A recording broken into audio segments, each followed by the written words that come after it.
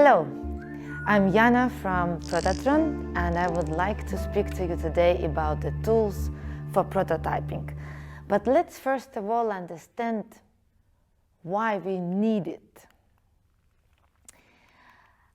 The idea is that when you create your idea, when you try to make it happen, we really strongly suggest you to prototype it.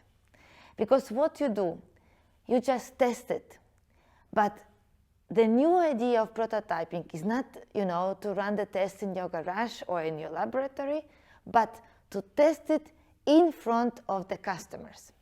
So it means that you design your prototype, even prototype, keeping in mind your customer, because you want to show them, you want them to try to use it or pretend that they use it.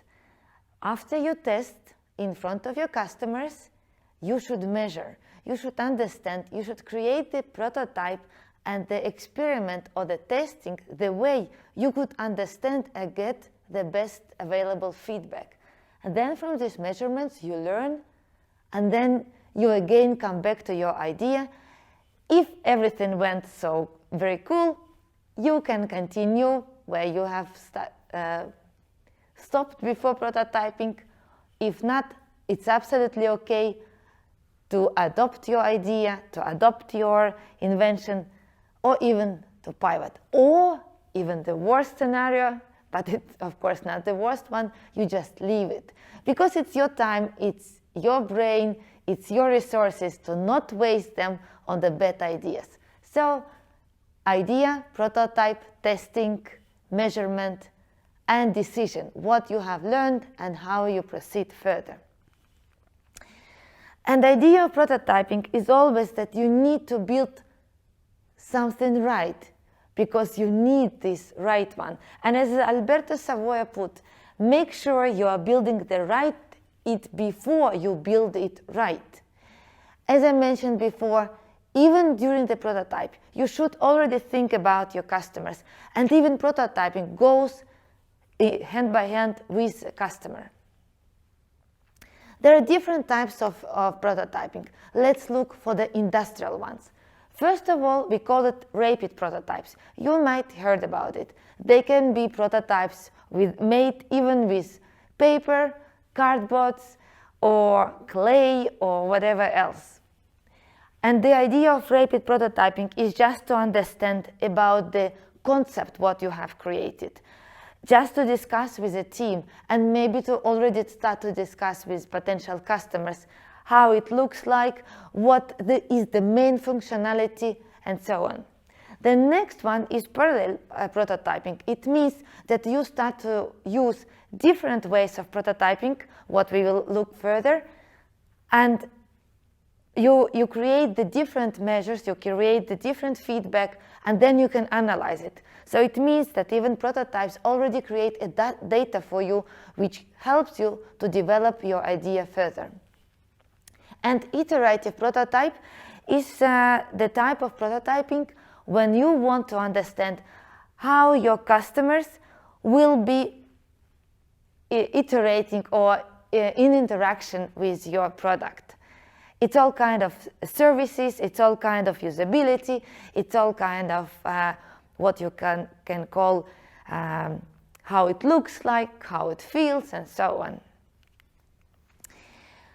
And also, if we put all these types of prototyping on one matrix, then and on one angle we should look for the design requirements, and the other one is technical complexity. Then we can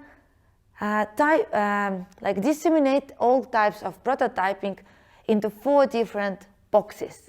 The first and the easiest way, but please do not forget about it, is about low fidelity prototyping. With this, you are basically testing again value proposition. So it may also be in your mind, you may play around with these algorithms, or how its service will look like, or how its service will be for your customer. And when you have the interviews with your potential customers, this is what you're testing. You try to understand is the real value for your customers? Or maybe you have a little bit mismeasured and mistaken with who are your customers, or what are real expectations of your customers. Then we can go to high fidelity prototyping, which means that you use the usability. This is the time when you can already use some kind of mock-ups, or you have some models, and you just show how it works, and you try to understand. Then feasibility prototyping. This is technical imitations. This is what a lot of engineers love a lot. And sometimes they just dig into this box and never ever come out of there. So yes, technical issues, of course, is one of the most important. But as I mentioned, the value proposition is much even more important. And then live data prototyping, which means that you are testing the behavior. So again, your prototype is the same important as your product, because, or even more important, because it's very expensive to make a prototypes and just to believe that something will happen. So try to create prototypes in all different boxes, because it will give you a lot of information and a lot of valuable data to understand how you should go further. And one of my favorite stories about prototyping is the development of Palm. Because the first time the Palm pilot was developed, the first trial was disaster. It wasn't any kind of economical success. But then creators understood that, okay, what is the idea of this Palm pilot? What they really want to bring on the market. And they understood that if we are talking about electronic notebook, then this electronic notebook should be the same comfortable to use as the one could use the normal notebook. So what you see here is basically the piece of wood with a piece of paper glued on this piece of wood. And the size of this prototype is the size of men's shirt pocket.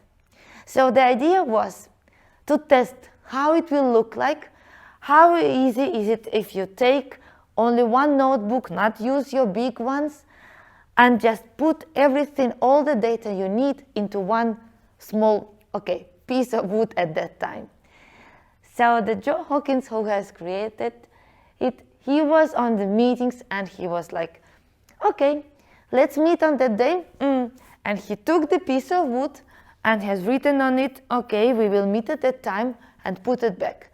So what was his idea is to understand how he would use it, how often and how comfortable is it. And then, of course, it was a lot of extra questions from his friends about, oh, what are you doing, what you have there, why you play around with a piece of wood. And then you should run experiments not only on you, but also on others. So this is the picture of IBM speech recognition technology. Already almost 60 years ago, the speech recognition technology was there. Of course, it was emerging, but it was there. So what IBM decided to do? They put people into one room. There were computers, there were mics, but no keyboards. And they provided the people with an opportunity to type in the text, but not with keyboard, but just talking into the mics. And then, of course, they asked them, would you like it? How you like it? Because it was, of course, the miracle at that time when you talk to the mic and the text immediately appears on the screen. And the people were excited. The people were so happy that, oh, it's so easy. But then they went further with the experiments. And what they figured out, that people get tired and don't want to use it anymore when only talk to mic. like in approximately 2-3 hours, they were super tired and they didn't want to use it anymore. So IBM decided at that time to postpone this emerging and super cool idea and super cool technology with speech recognition. But can you imagine how many millions could they spend if they would not run such kind of experiments? Because as you understand, experiment is always artificial reality. So it means that if you are sitting behind the computer and with no keyboard and you get the task, you need to put a text into the computer, then of course you are happy to have the mic. But in the real life, when you're just working, you are happy to have keyboard also. So, and while they have been doing this experiment, there were no any kind of technology yet. So the people were talking into the mics, and other people sitting behind the wall, they were just typing very quickly. So they spent maybe 6-8 hours of speed typers, not the new technology. Then if you think about nice cars, Lamborghini for example, then until now you can imagine there are like 1,000 of different systems and virtual reality solutions to prototype the nicest cars ever. But until now, the big auto car manufacturers still use the real size clay models, because it gives another sense of touch, it gives another sense of measures, it gives another perspective for the human eyes. So what they do, of course, first of all, they create the 3D models, they test everything in virtual reality, then they create a clay model of it, the real model. So the first one, the small one, and then the real size. They put the real wheels here. So, and then when they are super happy with everything is prepared and they are happy with the curves of this car, they create again the 3D model, like 3D scanning and 3D model of clay model, and then they merge together and see how they will build it further. And then of course there are 3D printing, and a lot of 3D printing is now, you know that it's possible to print with plastic, with even some sugar, but of course it's for playgrounds, but still plastic and even metal. So even with 3D printing, you get the models and you can understand how they fit each other, how will they be, how you can fit them into some place, for example, for engine. And of course, they always go all together. The real models, they can be from clay, they can be from paper, from cardboard, but also, of course, today we cannot go without the virtual reality models. They can be in virtual reality, they can be just observed on the screens, but the idea is that you have this digital model of what you're gonna build. And as we talked about from the beginning, that there are different types, and it's very, very cool if you can run the parallel tests or parallel prototyping. So really use the virtual reality and some real tangible stuff, and you will get the best overview of what you are building. If we talk only about the digital solution, then of course there are a lot of different products today on the market, and you really can choose whatever you need. But again, the rule is the same as with the so-called physical products. Try to use different instruments, different tools, because it will give you a little bit different result. But still, you can get more data and you can get more valuable feedback to understand how you should build your product. But the whole idea of prototyping is that when you build something, or even when you do the 3D products, or you do some digital products. For example, I would suggest you to use proto.io, or origami is also very easy, or Adobe XD. What I like personally is Keynote, because it's just built-in software in your computer. So because even the presentation, the normal presentation as I run here, you can create, for example, the logic of your future application, or you can create the frames of your website. It can be created already on some PowerPoint or Keynote. Because the Proto.io or Figma is already a little bit more higher fidelity, and it means, of course, you can make it looks like more and up, more as a website, but it's a little bit complicated maybe to use at the first glance. But just start from the lower fidelity and just move if you need to get more information. And for what you do it, as we talked already, when you do the prototype, think how you can test it, how you can put people into this experiment to run the tests. And the idea is that what yeses you should get. Would I and others use it? Would other people buy it, which is really important if you want to make some kind of financial success?